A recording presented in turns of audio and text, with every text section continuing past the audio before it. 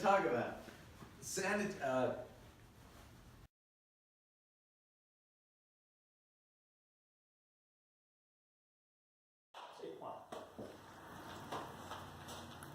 Good morning, Tips with Bill. One of those old milk box heaters, I think they're called. Rarely than the crystals, than the pellet does. Another question we get asked a lot is, can you use sodium chloride? The other thing is you have to have enough salt, like I mentioned, to cover the salt, enough water to cover the salt, and get the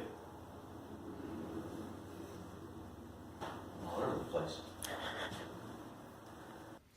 I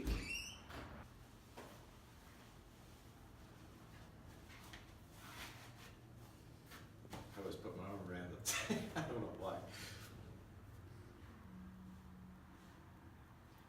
We're going to start over again.